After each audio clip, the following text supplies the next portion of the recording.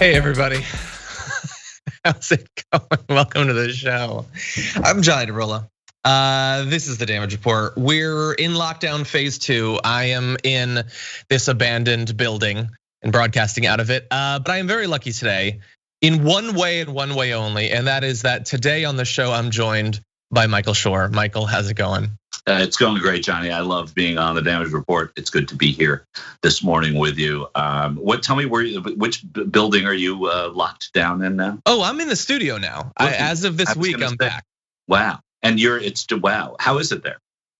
It's very quiet. It's just me and a couple cockroaches, basically. At this point, it feels like the bombs have dropped. There, but I'm glad they're still there. I missed them. Yeah, someday I'll be reduced to feeding on them, so I'm treating them well now, bulking up their numbers. But anyway, yeah, it's dark times, obviously, in pretty much every way that it could be. We had like sort of an abrupt start. I know you were about to ask a question. Is it something that's stream okay? I mean, it couldn't be duller. It has nothing to do with the show. And but I mean, since I'm remembered, did you get the text I sent you? I'm not sure that I did, but I will definitely look at that. Be wrong with your text, but anyway, go ahead. Okay. Yeah, we can definitely coordinate about that. But thank you everybody for joining us. I hope that the show is going to be good. We'll see. I know that I've said this a lot, and I'll continue to say it, but these are rough times. I was talking with Anna Kasparian on the main show yesterday, and it's just like they want to grind you down, and even if you know that doesn't mean that they can't do it. Like everything is just so unrepentantly unacceptable and fundamentally offensive to every value you have, ones you acknowledge and ones that you don't even necessarily know that you have. It's just so bad. But anyway, yeah, we're gonna have a show. So here's what we're gonna be talking about today on the show. We're gonna be giving you updates on Kenosha, obviously. We're also gonna be talking about the RNC. It was very important to me that I had Michael Shure on for one of the conventions because Michael's been covering politics for a lot longer than me. I have a view on how crazy some of these things are, but I need the context that he can provide. So we're gonna be talking about that. We're also gonna be talking about Hurricane Laura. We're gonna be talking about the sports strike. Michael also watches sports, so he's gonna add that perspective to my coverage of this sports stuff. And then a little bit on the COVID as well. So we've got some updates on testing. It's a whole big old show. I hope that you enjoy it. If you're here and if you think you might, feel free to hit the like button and share the stream. Let people know that we're active. Let them know that they can come and chat along with us. And we will be chatting back with you, reading your comments and your tweets and your Twitches and your super chats and all of that. So it should be a lot of fun. One or two quick announcements before we get started. One, there have been a lot of requests for an interviews playlist. So we do our full news show. And then we also have interviews with a variety of different sorts of people that aren't live. And some people don't necessarily like wading through all the clips to find those. We now have a playlist. It's at the bottom, so just head to the bottom of the YouTube channel, you'll be able to find that. Also, we are nearing the end of this month's fundraising drive at tyt.com/go. And this month has been a little bit rough in this way too, it turns out. And so if you are able to help TYT, please go to tyt.com/go and give whatever you're capable of. Whatever it is, it'll be much appreciated. Anything else, Michael, before we jump into this thing? No, I mean, we'll try and bring the room up a little bit if we can, and find the optimism in the morning. But it's you're right. These are bleak days, and we'll try and unbleak them a little bit. I mostly asked you because I don't want to talk about this. Just angry. Okay, but let's do it. We'll get through it. And by the way, I think that there is the NBA story, albeit sports, I think is an encouraging and uplifting one in terms of social justice and strides. And so I think we can take that with us too. Yeah, no, I agree. Yeah, so there are some reasons to feel a little bit of positivity. Okay, so with that, let's start with something that is definitely not a reason. So updates on the situation in Kenosha. The individual who got his gun apparently illegally and crossed state lines to go and brutalize people at these protests. He was caught, so that's good. Aside from that, nothing else good about this. And yesterday when we were talking about this story, I made a bunch of predictions that I was supposed to be wrong on. Like when I say that all of these right-wing commentators and politicians are gonna rush to the defense of this terrorist, of this murderer. I'm supposed to be being a hyperbolic idiot on YouTube. I'm supposed to be a biased moron who doesn't understand what politics is really about and presents a fundamentally unfair and intellectually dishonest view of the opposition. I wasn't wrong. No, they're all defending him. So we're gonna have Tucker Carlson for you in a little bit, but you can go to all of the Twitter accounts of all of their up and coming intellectual gladiators, all of them defending him. Ann Coulter wants him as her president for the sole qualification of the fact that he gunned down a few people. And she's hardly the only one. But before we get into that, I wanna start on not necessarily an optimistic note, but at least a note of understanding that made me think about a few things. So I want to show you just a little bit of video from the Daily Show yesterday. We almost never show clips from the Daily Show, partially because I feel like they're probably going to give our channel a strike. But this I think is very important. Trevor Noah has a great perspective on what happened, so take a look at this. Some guy decided to drive to Kenosha with his militia buddies to protect a business, and apparently ended up shooting 3 people and killing 2. But don't worry, the business is okay. And let me tell you something. No one drives into a city with guns because they love someone else's business that much. No one has ever thought, oh, it's my solemn duty to pick up a rifle and protect that TJ Maxx. They do it because they're hoping to shoot someone. That's the only reason people like him join these gangs in the first place. And yes, I said it, a gang. Enough with this militia. This isn't the Battle of Yorktown. It's a bunch of dudes threatening people with guns.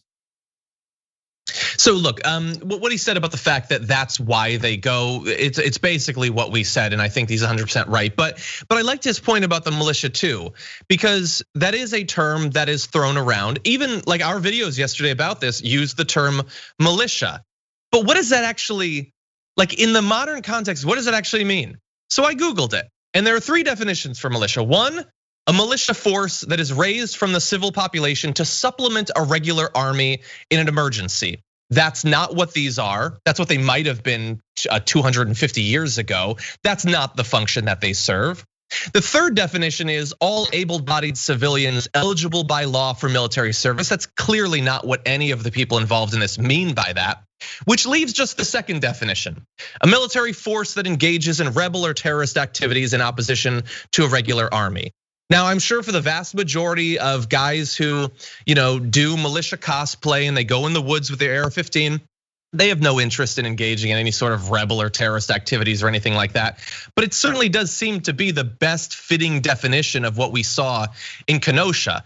And at the end of the day, it is just a term that's that get together around their love of guns and then talk about how potentially the government needs to be overthrown, and they can go into places like this, like they're doing in Portland, and brutalize people with aluminum bats and fireworks, or maybe they go to Kenosha and they gun people down. How is that not a gang? I get it, they're white. Other than that, feels like that's a more fitting descriptive term than militia. This isn't the 1780s anymore. We got to update our vernacular. Yeah, and also it goes to when a white person does something. It's a lone wolf. It's somebody who is different than the black person or the Muslim person who might do it. There's always an excuse and an explanation of why this white person went awry. Well, that's exactly what calling this a militia does too. It sort of does the same thing as lone wolf does. This is a gang. This is and this is a murderer. That's the other side of it. This is somebody who, as Trevor Noah said, as I'm sure you have talked about, crossed state lines with an AR-15 and killed 2 people. To me, all that is a murderer. That is a stone cold killer for whatever his reasons. He wasn't protecting his own property, his own family, his own life. He was going in there and he murdered 2 people. So to me, it doesn't matter what you call a militia or gang, the guy's a murderer. Exactly, yeah, and that seems incredibly clear. I mean, we got more details on what actually happened throughout yesterday, but that was not enough to stop what we knew was coming. And so I want to give you one of what should be shocking, but of course is not, examples of the right defending this guy. So Tucker Carlson did his show last night and talked about that individual. Normally in these situations, I would play you the video, but I just can't do it. I can't sit and listen to his smarmy voice and look at his smug, stupid, fascist face. I just can't do it. So I'm gonna read it because it's important. What's that? I said bravo. It's good. Thank you. I can't look. They showed me his face. Come on, guys. Anyway, people know who he is. That's all. People know who he is. No, I get it's the director's obligation to put a B-roll. I totally get it. So here's what he said. At one point, the 17-year-old who has now been charged tried to run from the mob. He tripped and fell in the middle of the street. A man ran up and smashed him in the head with a skateboarder. The 17-year-old then fired his gun. Let's leave that up for 1 sec. This was not 2 nights ago that Tucker Carlson said this. This wasn't 8 a.m. yesterday that he said it. He said it late last night. And look at that sentence. The beginning of the sentence is at one point. Begs the question, which point exactly? Because we knew hours and hours before Tucker Carlson took to his stage to do that. At what point? Oh, the point where he was running from the first murder he'd committed. He's on tape having shot someone in the head as other people try to provide emergency assistance to the person he'd murdered. He runs away and on tape says, I just killed somebody. And so people tried to chase him down because he was a murderer and he was fleeing the scene. But Tucker Carlson presents it as the pretext for self-defense. How dare someone try to stop him? And then the rest of them are saying, one of the people that tried to stop him had a gun. Yeah, but that's the good guy with the gun. He saw a murder and he tried to stop the murderer. You've been talking about you people have been talking about the good guy with the gun for as long as there's been an argument about whether to arm people, right? A bad guy with a gun, that's an NRA mantra. So here you had it. You had the good guy with the gun. Yeah, you had the good guy with the gun, or you had, you know how like whenever there's a school shooter or someone hijacks a plane or a train and people swarm them and try to stop them. Sorry, when white people do that, it's a good thing. In this case, no. If you try to stop the murderer, that justifies whatever he does. Whatever he does. So I anticipate the next time some ISIS sympathizer drives into a crowd, after the initial hit, if people try to drag him out of there, Tucker Carlson apparently believes that he gets to slam on the gas again and drive out, because how dare they stop him? He's only defending himself at that point. And people like Steven Crowder are like, he surrendered himself to the police. That's why, unlike Jacob Blake, he wasn't shot 7 times. That's an interesting read on the situation where, to evade justice for the murder he just committed, he flees the scene, murdering more people along the way, then flees across state lines until, thankfully, because of social media pressure, he's identified and tracked down. For the right, he is still a hero. Despite the fact that we know the entire timeline, we know exactly what he did, he is being held up, not as a murderer, not as a terrorist, but as someone who just defended himself. With Tucker Carlson going on to say, people in charge from the governor of Wisconsin on down refused to enforce the law.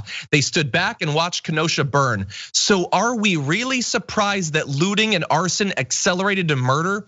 How shocked are we that 17-year-olds with rifles decided they had to maintain order when no one else would?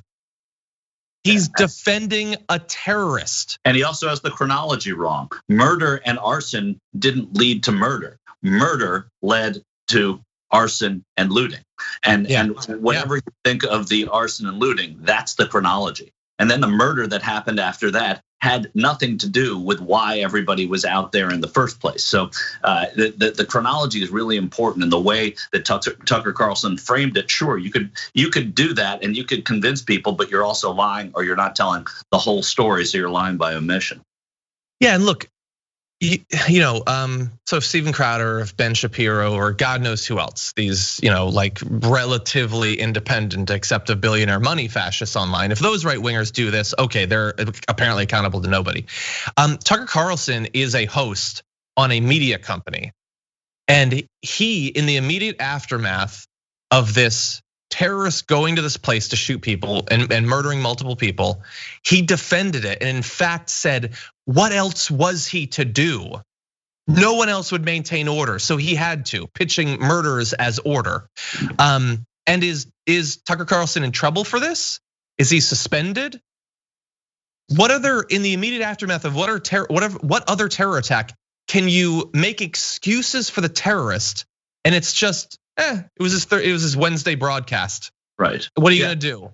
It's I don't know, and look, but look at his bosses. They also own the New York Post. The New York Post today showing pictures of this murderer beforehand, washing graffiti off of a wall like he's a good Samaritan. So they're right behind him. This company knows what they're peddling, and that peddling brings them to Tucker Carlson, who has a coveted slot in their evening lineup and gets to do this with free reign. So this is something they embrace. This is something they look at as good. Yeah, I'm glad that you brought up that New York Post thing. Actually, can we bring up the comparison that David Hogg and a lot of other people noted as well? But yeah, with Kyle Rittenhouse, it's that he was clearing graffiti. But with Jacob Blake, it's he deserved it because there was a knife in his car. And they do it every time. AR-15 is fine, but a knife. Yeah. Oh God, if only Kyle Rittenhouse had a knife in his car, then the police surely would have stepped in and done something. Right. And they do it every time. Doesn't it just kill you to have to show a graphic like that? Because you knew that was gonna happen. Yeah. You knew it was gonna happen. If Jacob Blake gets shot 7 times in the back, we're gonna find out if he ever didn't pay full price for his milk in elementary school. We're gonna find out everything he ever did so that we don't have to feel like this is an injustice. But if a white guy murders multiple people, well, did he play intramural hockey? Tell me more about him. How normal of a kid was he? I wanna find out more about him. And they do it every single damn time. All right, you've gone too far when you're mocking intramural hockey. I don't have a problem with the hockey. I know you know that. You know that I was going to come out. That's true. To defend, but the point you're making is true, and it sounds hokey and it sounds like a way we never were maybe, but I do believe that there was a time where everybody could see what happened to Blake in Kenosha. And everybody, regardless of party, would be sickened, and everybody would just be heartbroken what happened to that community. And many people, not just the people who are activists, but many people would be able to sympathize with their frustration taken to the streets over this thing. And now it's us and them. It's us and them. Us and them constantly. This is a shared American tragedy, and it's not anymore. And that's really the most disheartening thing about this. And the Kenosha sheriff, who in the immediate aftermath of this was like, hey, I'm not blaming them, but these protesters were out after curfew. So that's the police chief. He might have been the police chief, John. I apologize. I might be wrong. I believe it was the same individual that now a 2018 speech is coming to light where he was saying that shoplifters should be shut up in massive warehouse style prisons and never see the light of day again because they're human garbage. Maybe I'm wrong. Maybe there's multiple people in law enforcement in Kenosha that are absolute trash. I don't find that all that surprising, but if you believe that there's definitely going to be justice, I mean, you've come to the wrong country. You think that he doesn't have a chance of getting off on self-defense, even though he's clearly broken multiple laws and getting that gun illegally and carrying it across state lines? You think that if he doesn't get the right jury, that he's not gonna get off or get a very light sentence? We'll see. I wanna be surprised. You know what? I was supposed to be being hyperbolic yesterday and it turned out I wasn't. I hope today's the day. I want to be an idiotic blowhard, but this country is such a parody of itself that I can't be anymore. And let me just say one other thing. So here's the frustrating thing. Also, they're doing Portland-style kidnappings in unmarked cars in Kenosha as of yesterday. So that's cool. That's exciting. We give them all the weapons of war from Iraq, and for some reason they're driving around in Kia minivans and abducting people off the street. That's cool. Here's the thing that's ultimately frustrating about the right-wing reaction to this is we should be able to agree on one thing. It is not okay to murder other Americans, but we have not agreed on that.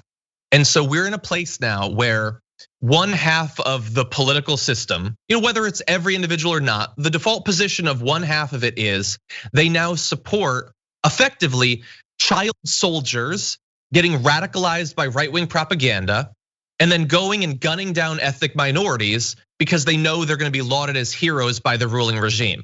That's the terminology we would use in any other country around the world, so I'm choosing to use it here. I defy you to say one aspect of that that's untrue. And they support it. and they did present him as a hero. So there will be more Rittenhouses, and they will kill more people. And we already know a couple years ago when all those pipe bombs and shootings were going on, and so many members of the media were being targeted, they made excuses for that too. Like, it's no longer the case where we're just disagreeing about where exactly the corporate tax rate should be. Some of us believe that we should have disagreements based on the facts. Some believe it's legitimate to hunt us down and kill us. And they're not just YouTubers or on 4chan. Some of them are the most watched hosts on cable news. And it makes me so depressed about what the future's supposed to bring. I'm supposed to get up here and like give you facts about COVID to convince you to support Medicare for all.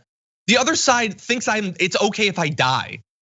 They might not say it that explicitly, but if somebody were to bust in here and shoot me, the media would be whitewashing, their history in the past. They'd be finding some sort of excuse. It's just a lone wolf, doesn't represent anything. And again, I hope that I'm being hyperbolic, but it feels every day, it feels a little bit more difficult to believe that isn't the dark present. We need to talk about a relatively new show called the Republic, or UNFTR. As a Young Turks fan, you already know that the government, the media, and corporations are constantly peddling lies that serve the interests of the rich and powerful. But now there's a podcast dedicated to unraveling those lies, debunking the conventional wisdom. In each episode of the Republic, or UNFTR, the host delves into a different historical episode or topic that's generally misunderstood or purposely obfuscated by the so-called powers that be, featuring in-depth research, razor-sharp commentary, and just the right amount of vulgarity. The UNFTR podcast takes a sledgehammer to what you thought you knew about some of the nation's most sacred historical cows. But don't just take my word for it. The New York Times described UNFTR as consistently compelling and educational, aiming to challenge conventional wisdom and upend the historical narratives that were taught in school. For as the great philosopher Yoda once put it, you must unlearn what you have learned.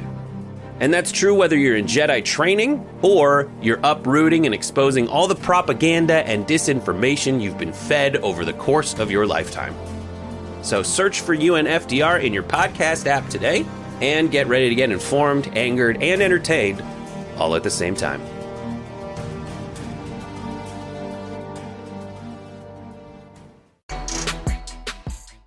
So we've gotten through 3 days of the Republican National Convention, or at least what passes for it. I am not going to lie to you this time. I didn't watch a lot of it last night. I checked in constantly, and every moment I saw was so boring. But to be fair, it isn't made for me. And there are some people who are incredibly enthusiastic about what's already come and about what is to come on the last day. Here's a little bit of Fox and Friends giving you a preview of what's gonna happen on the big night.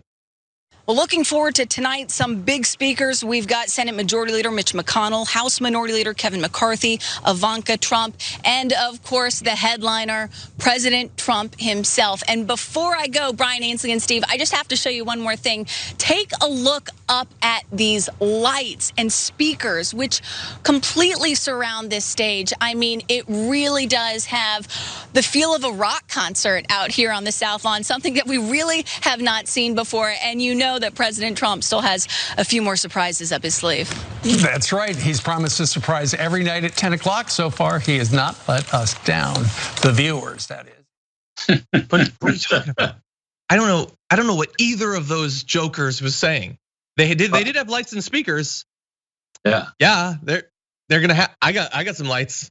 I got a mic here. I don't understand it. You can just feel the energy, John. Exactly. And I like how Steve Ducey there. It's like, oh wait, not we. I mean the viewer. I'm speaking on behalf of the viewer.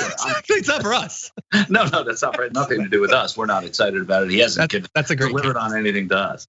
What was you've been watching? I assume every night, right? I have. Yeah, I watched last night more than I watched some of the other nights too. What was it's difficult to watch, but. It is, especially because I think Mike Pence is still going. What was the 10 p.m. surprise every night that he's done? Well, the 10 p.m. surprise last night. I mean, he showed up last night after the speech, after Pence's speech, and showed up and talked to Pence and talked to some of the people in the crowd who had not been tested for COVID, and he didn't wear a mask, and none of them did either. But it's not a surprise to see very often at these conventions you see the nominee with the vice president after they give the speech. There's the unity thing, the hall goes crazy, and then they move on. I don't remember a big deliverable last night other than he showed up late and did the walk through. And I guess maybe it was Trace Adkins singing the Star Spangled Banner at Fort McHenry where it was written. I'm not sure. Is that it? Look, last night was like all of it, and I should preface this by saying that I'm a cynic about these conventions anyway, and I love them. So there are two sides to it. One, I love them because I think the American spectacle is just sort of amazing to behold sometimes in its silliness, and then and so some of the highlights are always impressive, and there's some things that are tear jerking. I like the biographical stuff about people you don't already know, but when you get to these points, this is playing to about 10 or 15% of the country. They're the people that are really diehards, and they're really into this. And the same last week with the Democrats. I think there was a little more interest because we don't know as much about Biden and Harris, even though Biden's been on the landscape for 50 years. This is his first time as a nominee. So but again, so last night was exactly what you'd expect. A lot of flags, a lot of white people, a lot of talking about an agenda that would scare you into voting for the other person in this race. Definitely they delivered on that. Yeah, they have. And so I saw in that little preview of what was coming tonight, they have Jeff Van Drew on the most important night. Oh my God. Right. Let's see, you got Ben Carson. That's great. Mitch McConnell's gonna give, he's just gonna tear the house down. And Mitch McConnell and Ben Carson as a 1-2 speech punch is about as easy a way of getting you to turn on the TV or turn to a different channel and not watch basketball. The nap is yet to come with those two. But anyway, there were some other big Trump supporters that probably would have been speaking tonight, but unfortunately they trusted him on COVID, and so they've tragically passed away.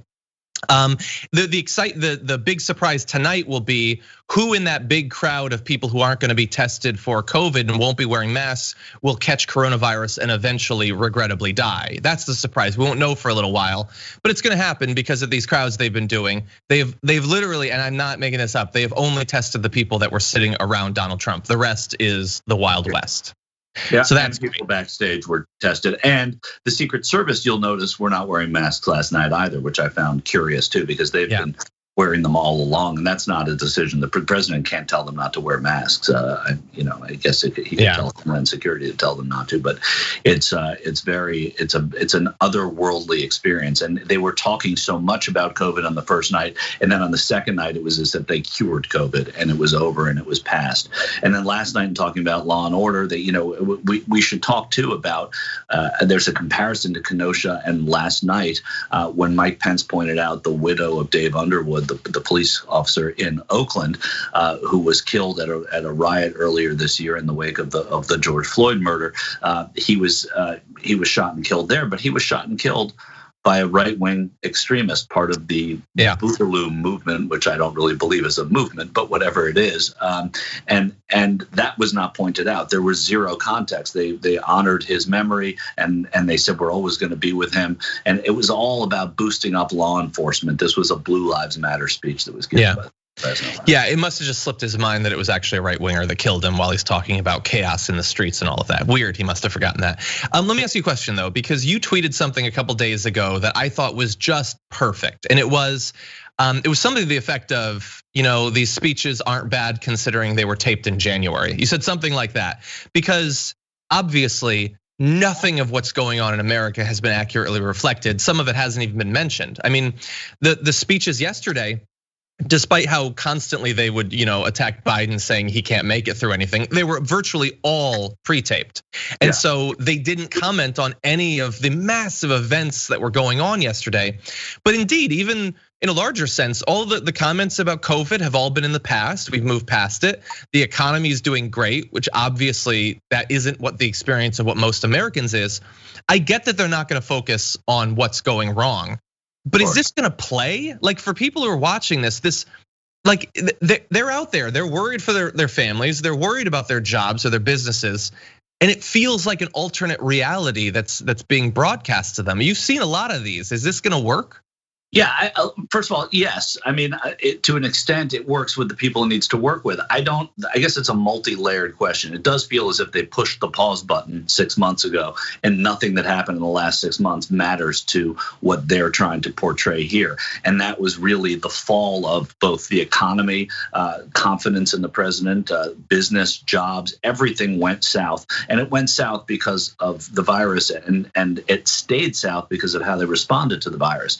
That said, I think that this election is different than many of the others that I've covered, because I feel as if there is a decided electorate and there's very little wiggle room in the middle. It's about getting, for the Democrats, it's about getting young black men to vote. It's about getting the very progressive voters who call themselves Democrats out to vote for someone who they don't necessarily love. And for the Republicans, they have to rally their base, but they seem so base focused that I think they're shooting themselves in the foot by not going after some of the voters who left the Democratic Party and voted for them last time, or were inactive and voted for them last time. I don't understand their policy. They won the White House. They're there, so they know something that I don't. But I just don't this time understand their strategy, not policy, in trying to get reelected.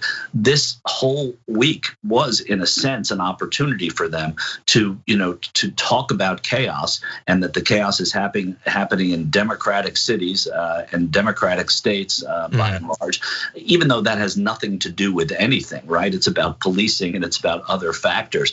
But this is an opportunity that they've blown by pretending that none of it's happening, in a sense. And just going to the police and saying, oh, Blue Lives Matter, the police, the frontline workers, they love a first responder in that Republican Party. And they had them there last night. They created the term first responders in the wake of 9/11. So I think this whole idea that this is going to matter a lot is false. I don't think the Democrat, going into these two conventions, I thought there was one speech that mattered over all the 8 days. That was the speech that Senator Sanders was going to make. He made the speech. He seemed much more enthusiastic than he did 4 years ago about supporting the ticket. He then, a few nights later, was in that sort of survivor game with Cory Booker and the other candidates, which I liked. I like that. Yeah, I thought not just because I liked it as Michael. I liked it because I think it's a good thing to do for a party to show that everybody's kind of on the same page here. We've got to get rid of this guy, and that worked. But that's the only thing that I think is going to move the dial at all. I don't think anything that anybody else said. Maybe that Biden seemed strong, but I've seen him give so many good speeches. I wasn't surprised about that. So I thought you had said that you thought it was among his best. I did. Yeah, I did think. I think it was the best. I think I said it was the finest speech I'd ever seen him give, and it wasn't sort of momentary hyperbole. I really do think it was a great speech, and I didn't have the bar low for him. I think, but fortunately for him, the bar was low. Joe Biden gives, he can give good speeches. I don't think he's a great debater. I don't think that he is necessarily a great interview. He does a disingenuous laugh that he's done forever. I know he's a good guy. People like Joe Biden. That's not the issue here. And he doesn't have to sell that in a way that doesn't come across as necessarily real. But he is a good guy. And he gave a good speech. But I don't even think that speech matters, John. I think what matters is the fact that the Democrats want to try and get unity, and they wanted to try and attract other voters through ways that are discomfiting to a lot of Democrats. But I think maybe made a little sense. We'll see. Yeah, I agree. I thought Bernie's was big. It was a little bit undercut by AOC deciding to go rogue and endorse Sanders instead of Joe Biden. Right. Yeah. What was she thinking? Oh my God, I don't understand it because I don't know anything about what's happening at this convention. Also, I'm a multi-billionaire media company. Right. Yeah. We are experiencing a massive strike in professional sports in the US. And it began when the NBA postponed playoff games on Wednesday night after the Milwaukee Bucks refused to play in their matchup to show solidarity with Jacob Blake. We want to show you a bit of the statement that was released yesterday by players from the Milwaukee Bucks. The past 4 months have shed a light on the ongoing racial injustices facing our African American community. Citizens around the country have used their voices and platforms to speak out against these wrongdoings. Over the last few days in our home state of Wisconsin, we've seen the horrendous video of Jacob Blake being shot in the back 7 times by a police officer in Kenosha, and the additional shooting of protesters. Despite the overwhelming plea for change, there has been no action. So our focus today cannot be on basketball. When we take the court and represent Milwaukee and Wisconsin, we are expected to play at a high level, give maximum effort, and hold each other accountable. We hold ourselves to that standard, and in this moment, we are demanding the same from lawmakers and law enforcement. We are calling for justice for Jacob Blake and demand the officers be held accountable. For this to occur, it is imperative for the Wisconsin State Legislature to reconvene after months of inaction and take up meaningful measures to address issues of police accountability, brutality, and criminal justice reform. We encourage all citizens to educate themselves, take peaceful and responsible action, and remember to vote on November 3rd on behalf of the Milwaukee Bucks. Do you guys intend to finish the season?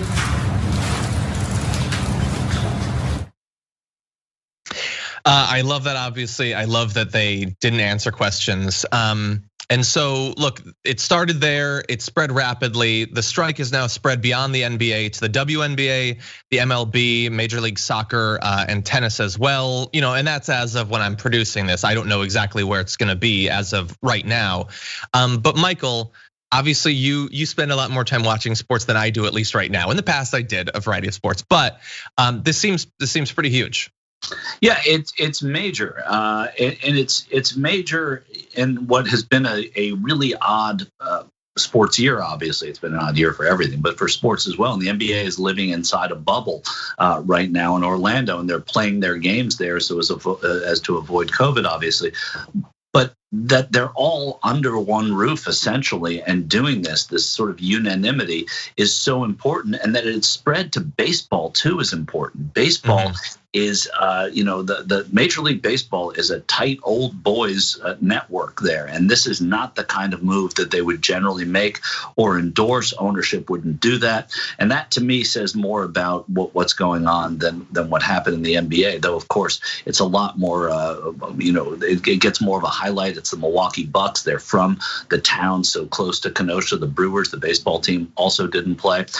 And I heard one commentator today, someone I actually know, saying that they think it's a big risk for the NBA to do this. They just want to alienate all their Republican fans, which was about as tone deaf a thing as I can imagine.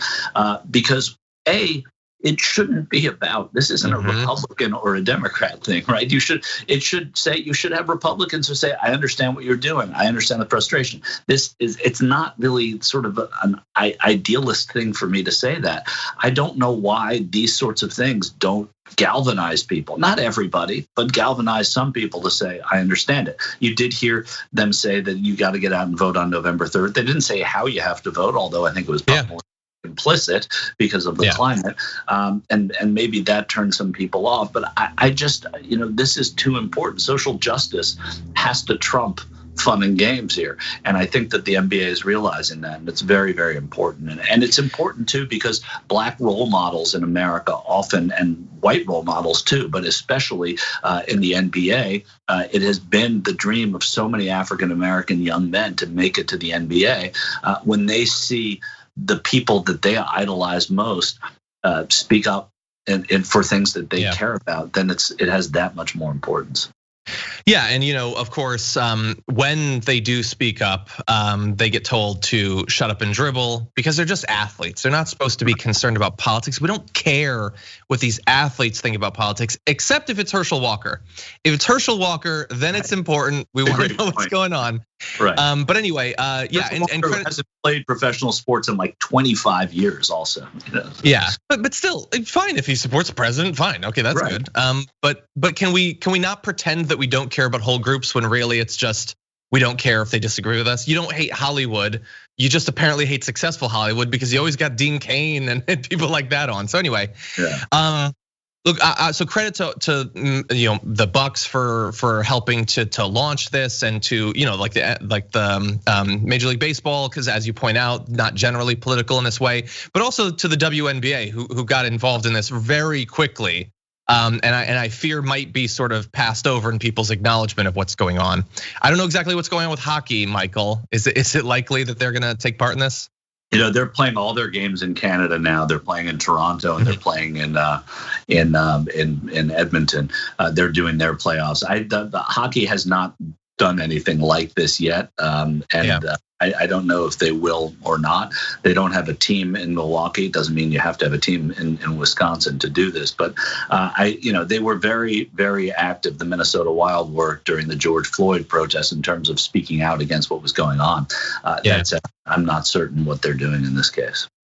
Yeah, and by the way, just for some people who we should always be willing to challenge our assumptions and stuff like that. And one is in how the messaging is going around this, because a lot of the coverage immediately, and even in like the New York Times and everything, is that this is a boycott that's going on. It's not a boycott.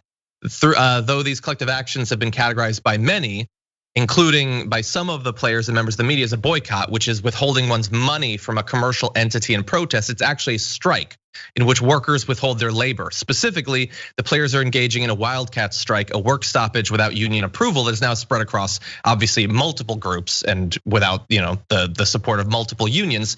And that is important because this is not about consumers striking back. This is about workers using their power. And many people believe that the only way that we're going to get through on a lot of these topics is something far broader than this, including a general strike. And so if this is the beginnings of that, let's call it what it is, I think. I also want to just very briefly mention, so you mentioned that the MLB is involved and they don't generally get involved. This is going to seem stupid. I apologize in advance, but there are people that I look up to that I think have a lot of influence who never get involved in politics, and it frustrates me sometimes. But I noticed one individual who I don't think ever comments on politics tweeted this from Dwayne Johnson: out of respect for Jacob Blake and his family, we'll postpone our Project Rock Under Armour PR3 launch today. I'll keep you posted on a relaunch date. Unbelievable, we're here again. Shot 7 times in the back in front of his kids. There's no progress without humanity. Maybe I'm wrong. The Rock, who's he's got this massive business side and obviously is a huge movie star. He doesn't alienate anyone on social media, but even he is pushing back dates and commenting on this police brutality. Yeah. It's encouraging the more people that do this. And to answer your NHL question, I looked something up while we were talking, and Matt Dumba and Evander Kane, who are African Canadians, who although Dumba may be American, who are prominent. One of them, Dumba, started the Hockey Diversity Alliance. They're criticizing the NHL for not doing enough. They did their moments of silence before some games. They did acknowledge it, even though these games are being played in Toronto and Edmonton. So it's important, that they're trying to get something done there. But as of now, the league hasn't done anything yet. And I agree. I just want to quickly show a couple of other videos. So as the strike was like brewing up and expanding yesterday, there were a few videos that went viral that I found to be very touching and inspiring. First, I want to show you a little bit of Kenny Smith, host of Inside the NBA, in real time doing what he can to participate in this. I think the biggest thing now is to kind of, as a black man, as a former player, I think it's best for me to support the players and just not be here tonight. And figure out what happens after that. Yeah, I just don't feel equipped to do that. And I respect that.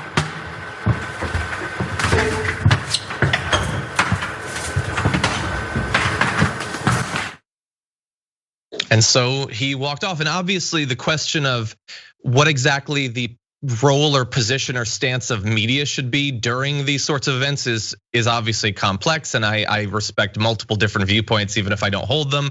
Like some people say you should participate, some people say, but you got to cover it so that people know about it. I know that's always sort of complex, Michael. But I respect what he did. People take different roles in media too. Kenny Smith is a former player, is a former coach. He is an African American, and he's a lot of the reason why these players aren't playing. I think for Kenny Smith to do that is different than if a play-by-play announcer does it, or I do think it has to be reported, and I think it's okay to stay in that booth and report it. But I also think absolutely that you have to respect what Kenny Smith did, and I think it's important too because that moment has really captivated a lot of people. Yeah, and I loved. We can't show the entire thing, but this video of Chris Webber talking about what's going on, I found to be really inspiring. I have young nephews I've had to talk to about death before they've even seen it in a movie. If not now, when? If not during a pandemic and countless lives being lost, if not now, when? That's all I just want to hear from the rest of the night, where everybody's pontificating and thinking and soapboxing and all of that. We know nothing is going to change. We get it. If Martin Luther King got shot and risked his life, Medgar Evers, if we've seen this and all of our heroes constantly taken down, we understand it's not going to end. But that does not mean, young men, that you don't do anything. Don't listen to these people telling you don't do anything because it's not going to end right away. You are starting something for the next generation and the next generation to take over. Do you have to be smart? Yes. Do you have to make sure that you have a plan? Yes. Do you have to be articulate about that plan? Yes. All of those things. But that's what you're going to do. They're professionals. They know how to be the best of themselves. And so I applaud it. I applaud it because it is the young people. It is the young people leading the way. And I applaud them. Yeah, I love that. And he makes the point about, that there's obviously a lot of people that don't understand, like kids who look up to it. He talked about when he was a kid looking up to athletes. He doesn't understand where they're not playing, but they have power, but the power is based on what they do and what society wants out of them. Withholding it, and again, not in a boycott, in a strike, that might be something that can help it break through. Because even though we're in the middle of the biggest sustained social movement of my lifetime, the regime doesn't care. They are resisting even an inch of reform at the federal level. There have been some cities and some states that have done a couple of small things, but and so I respect anyone who's willing to put their future of their money where their mouth is and actually use the organizing power that they have as workers. And to use some the TDR callback, these are our Christmas cookies. These are the kinds of things that are encouraging and make you feel positive when you sort of see this spreading in the way that it seems to be spreading, and it takes a while. It doesn't happen overnight. I mean, we're so used to things happening so quickly. Gay marriage, for example, happened much more quickly than voting rights did, and so maybe some change will happen. But it's hard also to define what that change is. So when you have a nebulous goal, the civil rights wanted to end the Jim Crow laws and they wanted to get the vote. Gay rights wanted to get the marriage, and of course there are other parts of that are included, but those were really tangible goals. This tangible goal needs to be more adequately defined for people, but it's there, and the people who are fighting for it know it. So back at his rally in Tulsa that Donald Trump had a few months ago, he made a lot of news with his comment about testing, where he began to very publicly push for a change in the way America tests. Here is that from back in June. When you do testing to that extent, you're gonna find more people, you're gonna find more cases. So I said to my people, slow the testing down, please. They test and they test. We got tests that people don't know what's going on. We got tests. We got another one over here. Okay, so that was the president joking in his weird, I'm a kind of a Barker way. We're in a pandemic and we don't need tests. And his audience is like, yeah, that's funny. Less testing during the pandemic that's killing more than 1,000 people a day. But we took that seriously, and we were wrong to, obviously. We have Trump derangement syndrome. Why do we take everything he says so seriously? It's just him having fun after all. And we were assured the next day by Kayleigh McEnany that we were taking it too seriously, and he would never actually do that. Here is what she said back on June 22nd. Has the president actually directed officials to slow down the rate of coronavirus testing? No, he has not directed that. And in fact, I would note that first, we continue to test about 500,000 per day, about 500,000 people per day. When he said Saturday that he told his people to slow it down, what did he mean by that? The president was trying to expose what the media oftentimes does is they ignore the fact that the United States has more cases because we have more testing. We are leading the world in testing. And he was pointing that out, that it's a fact that the media readily ignores. What he's saying that he told his people to slow down testing is not true? It was a comment that he made in jest. Okay, so she Donald Trump's thing, we have more cases because we have more testing, is one of the dumbest things I've ever heard in my life. But Kayleigh McEnany gets paid to imply that he is both telling the truth and not a complete moron. So she told the same thing. And as I said, we should have listened at the time because obviously they're not gonna actually change their approach to testing. Oh wait, they did. The Centers for Disease Control and Prevention has modified its official guidelines and no longer recommends that those who've been exposed to the virus but currently lack symptoms get a test. Now, importantly, they did not do this because new research has shown that those who are asymptomatic can't spread the virus. They still can. So why did they make that change? Well, first reports of the change were filled with comments from incredulous experts whose assessments included that it was bizarre and very strange. It's going to make things worse. And it took about a day before CNN reported that the change, quote, came this week as a result of pressure from the upper ranks of the Trump administration, with the New York Times adding one official said the directive came from the top down. Another said the guidelines were not written by the CDC, but were forced down. So months after we freaked out unnecessarily about something that he said, they are changing the approach to testing. It did come from pressure from the White House. So, and that's, this is following a month or two ago when they changed the hospital reporting guidelines. They've been doing everything they can behind the scenes, not to fix the situation, but to fix the reporting on the situation. Right. And this seems like the worst example of that.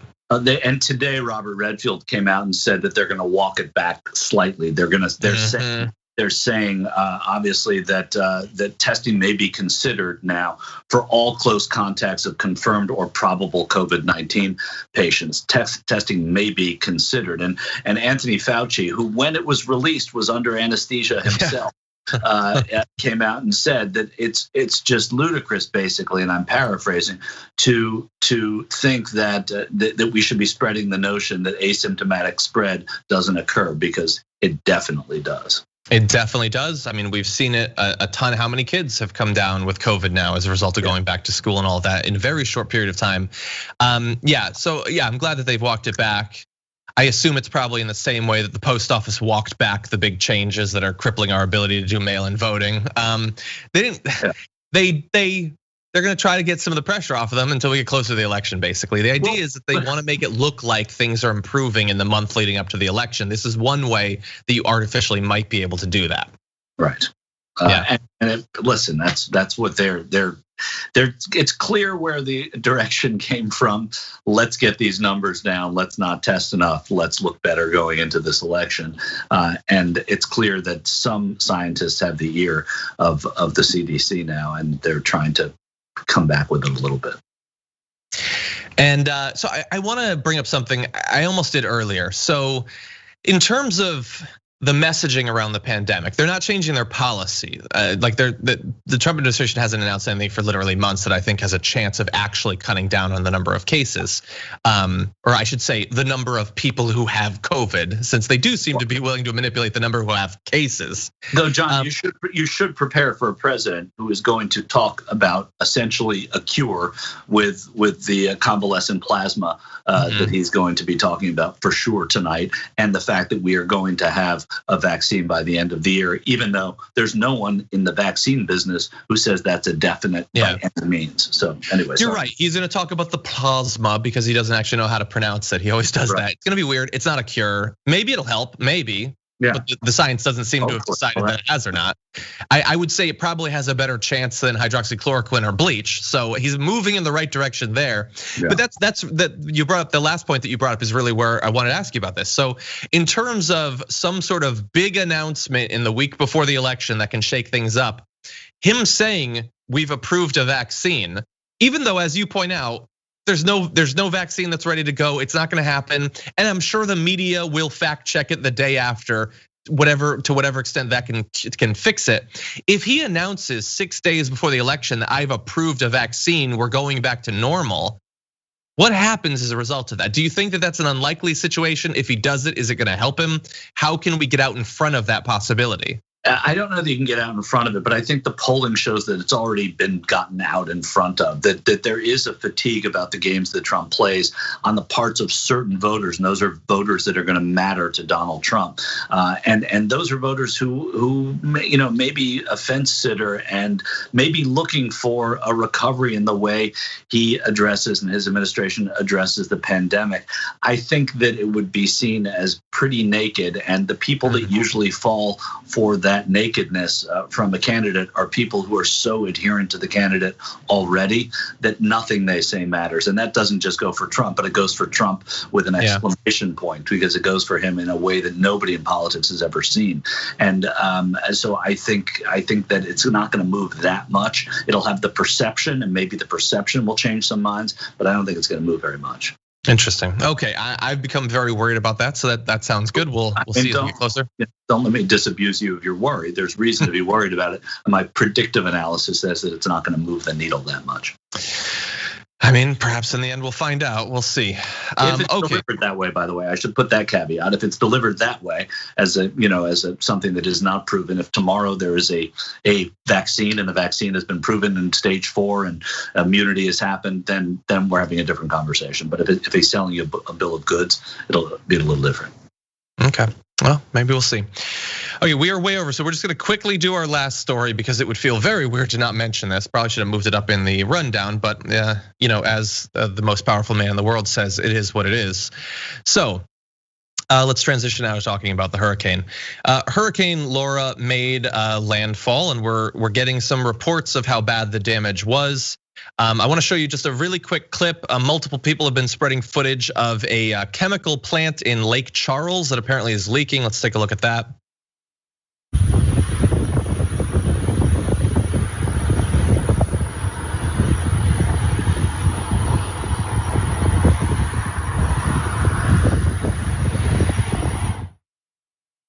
Obviously scary in the fact that in many parts along the coast you have chemical plants, you have oil infrastructure, you have nuclear power plants. It's just waiting for a massive storm surge to hit. And then you have the human costs. Take a look at this photo of James Sonia surveying what's left of his uncle's barber shop after Hurricane Laura passed through Lake Charles. And there's tons of footage going around of so many businesses that have just been devastated. But I want to talk a little bit about why this is such a damaging storm, why it's such a huge thing. Apparently the strongest storm to hit the region since Rita back in 2005 was more feared in this case because it was strengthening literally as it hit. There's at least one fatality that's been reported, a 14-year-old girl. And if we show you, this was a scary tweet that went out from the National Hurricane Center about a day ago describing unsurvivable storm surge about to hit. And so, I mean, the fact that it was at least a 4 when it hit, apparently category 3, 4, and 5 storms only make up about a quarter of landfalling US hurricanes, but they cause 85% of the damage because the damage is sort of an exponential increase as the speed goes up. And to give you an idea of what that's like, a category 1 hurricane with winds of 75 miles per hour compared to a storm like Laura, which has winds about twice as fast at landfall. Although the 150 mile per hour wind speed is double, the damage potential is not just double, it's 256 times greater. And that's just the wind, not accounting for water. A cubic yard of water weighs about 1,700 pounds. And so the storm surge is obviously very scary. Michael, I know that you, during the morning, you were taking a look at some of this damage that's been rolling in. What are your thoughts so far about what we've seen? I covered my first hurricane last year was Hurricane Dorian, and I was there covering it. And I now am fascinated by these things. And you pretty much said it all, John. A lot of that storm surge, it made landfall in Cameron, Louisiana at about 104 miles an hour. And then it got up to 135 in Lake Lake Charles. But that storm surge in those waters, as you hear over and over, I mean, I'm not breaking news here, that's what creates the damage. Remember Hurricane Harvey, which happened in Houston and the Southeast in 2017, was very similar to this hurricane. It was a Category 4, and it goes up against that oil coast right there. So the petroleum industry is all right there, from Galveston all the way across into Louisiana onto New Orleans and the port, because it goes up the Mississippi River that way. And so a lot of the refineries there and a lot of the infrastructure could be damaged, but also the people who live and work in those industries there. And so the behavior of the storm, it is now down to a Category 1. It did break up, but it still has enough wind and enough power as it goes up into Arkansas, and then we'll probably move through eastern Arkansas up into Tennessee, maybe Memphis is what they're forecasting. This still can bring a lot of damage. And again, this is Laura. So Laura, if these are done alphabetically, J, K, L, so 9, 10, 11. This is the 12th storm. Hurricane Andrew, which created all that devastation in Florida in 1992, didn't come until about the 24th, I don't believe, maybe the 22nd of August of that year. And that was the first storm. That was Andrew. We're seeing these storms earlier and more powerfully coming out of the warm waters of the Gulf now than we've ever seen them before. Yeah, you're 100% right. And I want to give people just a little bit more data about that. A 2013 study found a substantial and observable increase in the proportion of Category 4 and 5 storms since 1975, about a 25% to 30% increase per 1 degree Celsius of global warming. This spring, NOAA released a study led by longtime hurricane researcher Jim Cosson, showing that the chance of a hurricane strengthening to major hurricane status has increased 8% per decade, 30% over the past 40 years. So we're getting more storms, we're getting far more strong storms, and those are the storms, as we described, that do so much damage. We'll see as we find out more about what Laura did, but it's not gonna be the last storm to hit. Now we're talking about having multiple hurricanes hitting at the same time. These are, in a very real sense, apocalyptic times. And again, we're still having to convince people that this is a serious thing that we need to do something about. Right. And last night at the Republican convention, you had Richard Grinnell lauding the withdrawal from the Paris Accords. So exactly, there are two different points of view on this. As people are waiting for this thing to hit and worried they'll lose everything. Wow.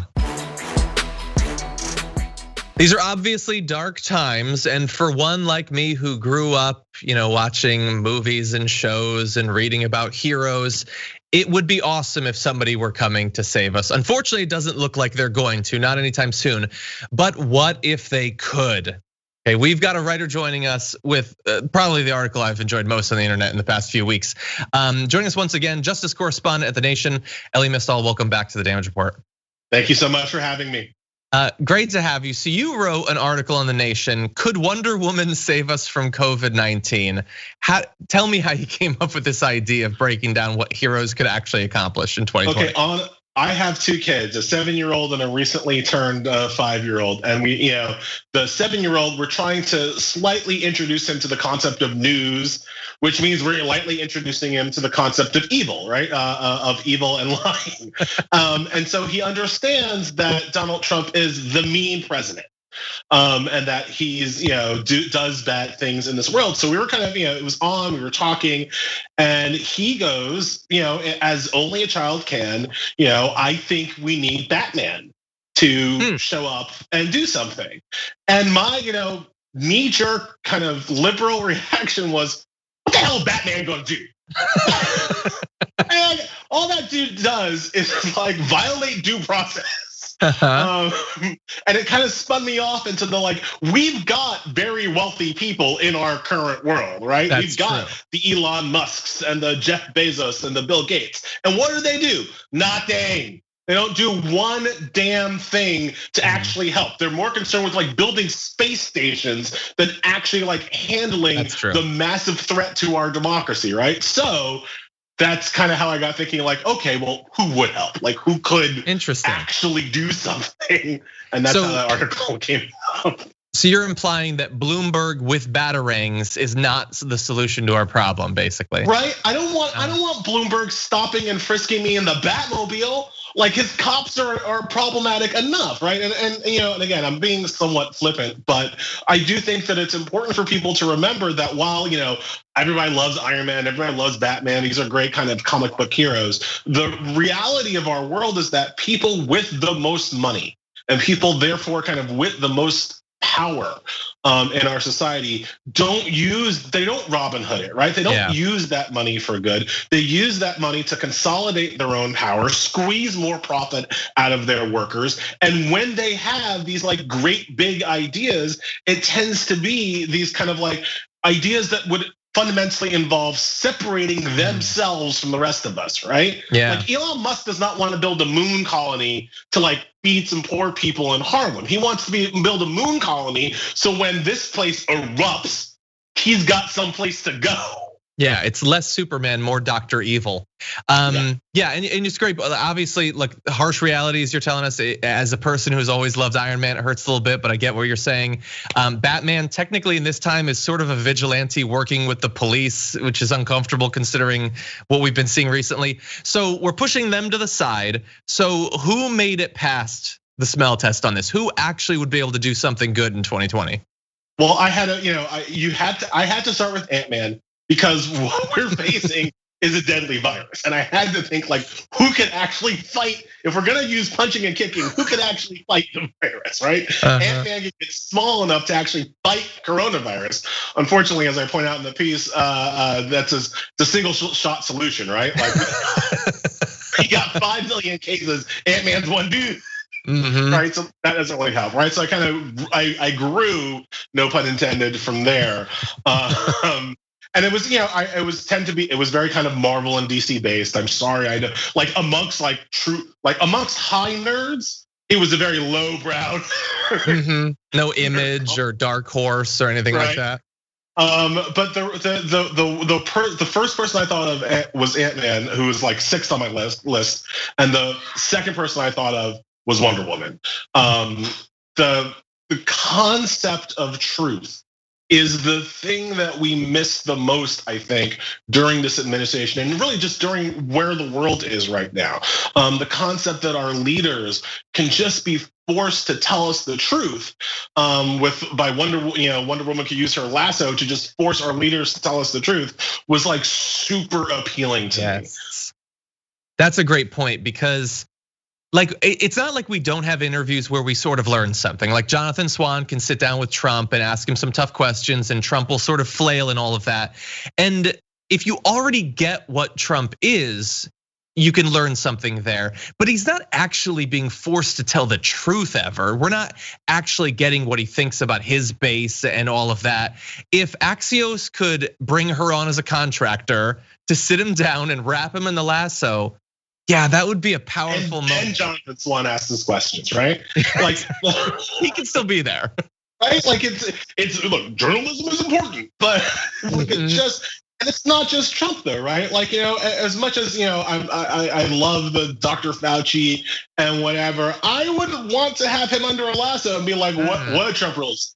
Like what did that man really tell you, right? Because there's so many people in our society right now who are compromised. They might be compromised for good. They might, honestly, they're trying to placate Trump because they know that sucking up to him is how they get the resources they need for their state or their county or whatever.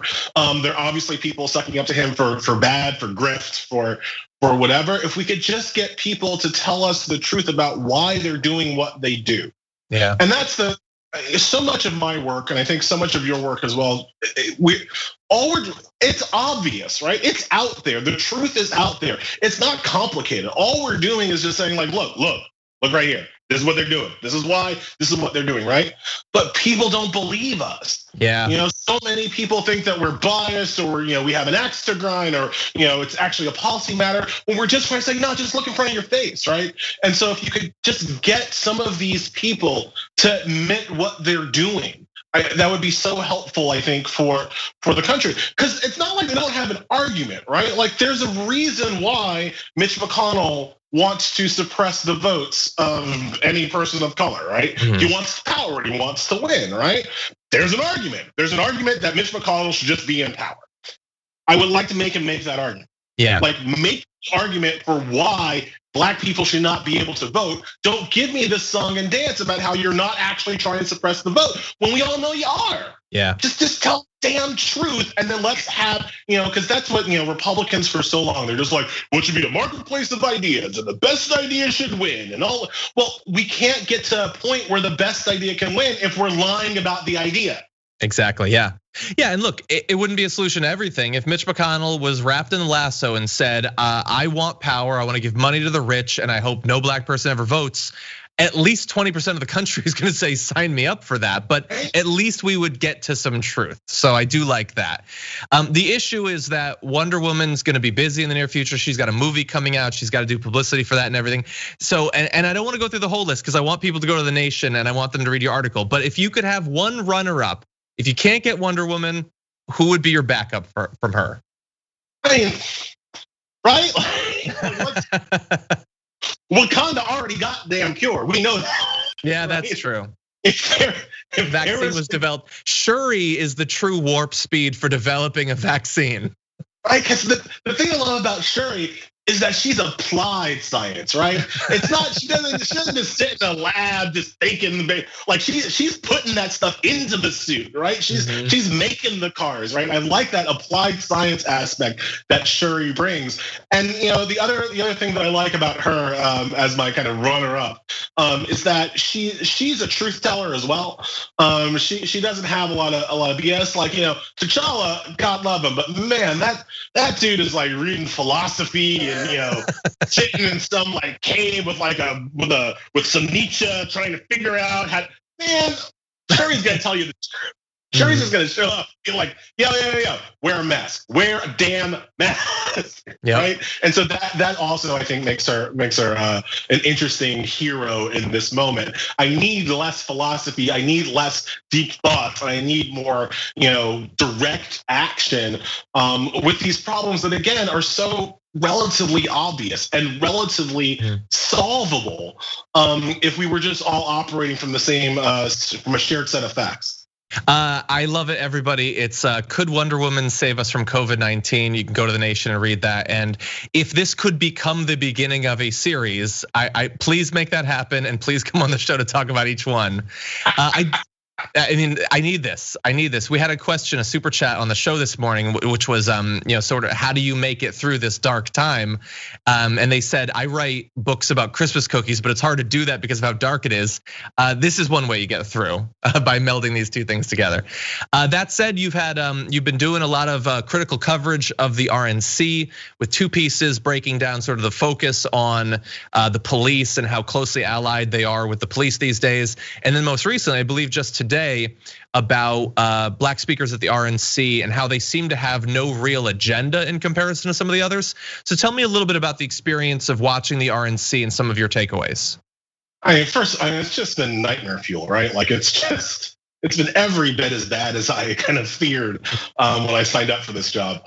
But okay, on the ground level, what we have to understand is that the RNC, for all of their bluster and angry white manness and pro-Jesus rhetoric, has no actual solution to the problems that plague this country, and specifically have no actual solution or prescription or agenda to help the African-American, Black, Latino communities in this country, right?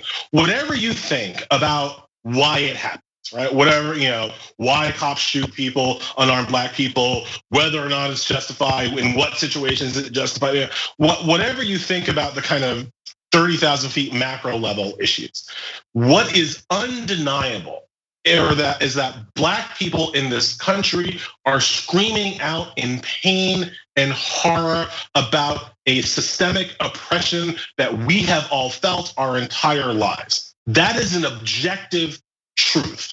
Now, what does the GOP have to address that objective truth? And if you listen to their convention, nothing.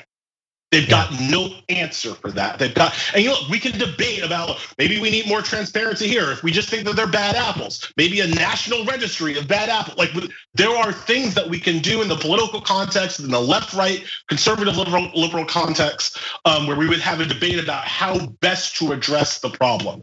But the GOP refuses to acknowledge that there's a problem in the first place. Yeah. And that is why this country is at such an impasse. So when you look specifically to the black speakers, I'm not gonna be one of those people that like tries to, I'm not gonna take away their blackness. I'm not gonna name call them, with reference to Samuel L. Jackson characters in Django. I'm not gonna do that.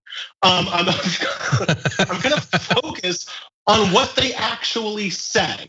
And when you listen to what they actually say, when you listen to the actual content of their speeches, again, it's nothing. It's vapid platitudes. When you listen to the white speakers, much as I might disagree with them, they've got an agenda, right? They show up like, I want more abortions, or I want fewer abortions. I want Jesus in schools. I want to be able to shoot black people I don't like. Like they've got things that they want. They've got legislation that they want passed. What did the black speakers ask for? Nothing. They didn't want any legislation passed. They didn't want any new, whatever they got out of Trump's first term, they didn't have any goals that they wanted out of his second term. They just were there to say thank you. Thank you, sir. Thank you, Mr. Trump, for all you've done for our people. Like that's all they had. And that, from a content perspective, that is vapid and unhelpful. And that's what I focus on in my pieces. There did seem to be a thread through, I'm not gonna say all of the speakers because last night I mostly checked out, but in some of the earlier speeches, it was sort of what you often hear from some of the online commentators like Candace Owens, you don't get to take us for granted. We each think as individuals, we support whoever we want, which would seem to be obvious that everybody gets to make that choice. But that was something that I saw being mentioned by multiple black speakers so far. What they're doing with that, and again, I don't want to overemphasize the potential effectiveness of this, but what they're doing with that is that they understand that there is, a small section of the black community, particularly African American males, who are amenable to this argument that the Democratic Party has abandoned them, takes them for granted, treats them like a monolith. Joe Biden, if you ain't voting for me, you ain't black, whatever the hell he said. And there are people who are angry about that, and thus are amenable to an argument that kind of voting for somebody different is itself a form of emancipation and proof that you're a free thinker, just by dint of you voted against type or against stereotype or whatever. There's a section of the community that is interested in that argument. I might be in that community that was interested in that argument. If the Republicans had an argument, if there was something they were offering me, I might listen. But they ain't offering me crap, so I don't. But you understand that there are people who do that, and it's worth pointing out that the Democratic Party has, for the most part, and even with its current nominee, done a terrible job of addressing issues in the black community, and especially issues in the black male community when it comes to this police brutality. There are positions that the Democratic Party has now that they only got 3 months ago. Yeah. The black people have been screwing about for 10, 15, 20 years. I'm 42 years old, and there are issues that I have been screwing about my entire adult life. The Democratic Party only started really acknowledging existed after George Floyd was murdered. Right? Yeah. There's not an article that I've written about George Floyd that I didn't write about Michael Brown, that I couldn't have written about Sean Bell, that I wouldn't have written about Amadou Diallo. All I have to do is change the names of the victims and the dates of the murder, right? Yeah. But there are Democrats who did not hear that argument until just now. So I understand when people are like, "What have the Democrats done for you?" I really do. I don't agree, but I understand. I respect, I guess is what I'm looking for. I respect the argument. The problem is that we have a binary choice, and again, the Republicans offer nothing. It is, if I may, just it is offensive to me that given my kind of background in history, I mean, Harvard educated family man who grew up in a middle class family with two parents who both went to college. I ain't the first in my family to do jack. black, right? Like that's just the truth, right? I stand on the shoulder of some giants. It is offensive to me that in my entire life, the Republicans have not made me one credible argument for why I should switch parties. That they've offered nothing to just regular folks like me who happen to be black, who do not come from poverty, who do not come from necessarily a protest tradition. I'm just a regular dude, and they've got nothing to offer me. They can't keep their racism in their own mouths for 4 consecutive years to make me even think about voting for their party. That is an indictment not on my free thinkingness. That is an indictment on them and their party. And I would argue that just the thought process you went through demonstrate the free thinkingness that they say people need to have. A lot of people do. They don't just necessarily come to the conclusions the Republican Party would like them to. But yeah, like I always say to black people, like there are so many different ways to express your free thinkingness other than in voting for a party that hates you. Right, there are so many other, I think Cori Bush, the congresswoman, the soon-to-be congresswoman from Missouri, who was called out at the RNC by the McCloskeys. I think she has said some of the best things about voting for Biden, who she doesn't agree with on like 9 out of 10 issues, right? But she knows that with Biden, she will have an opportunity to push that agenda somewhere. If we keep marching, if we keep working, if we keep pushing him, he can be pushed, he can be moved. Donald Trump thinks that we should be shot. And when you have a binary choice like that, there is no choice. The fact that there's no choice is the fault of Republicans. I just saw an interview with Dr. Cornel West, who was, it was a scathing indictment of Joe Biden, but he came to effectively the same conclusion. And nobody's gonna look at him and say, what he needs to do is to start thinking freely. Like I think he's on that. I think he's doing that. Get off that Democratic plantation, Cornell, right? Like, come on. Like, so again, there are arguments here. There are debates here worth having. I am happy to engage in those debates starting on January 21st. Exactly, and we're going to. It's going to be a combative couple of years. Elie, as always, appreciate your writing and appreciate you coming on the show. Thank you so much. Thank you so much for having me. You have a nice one.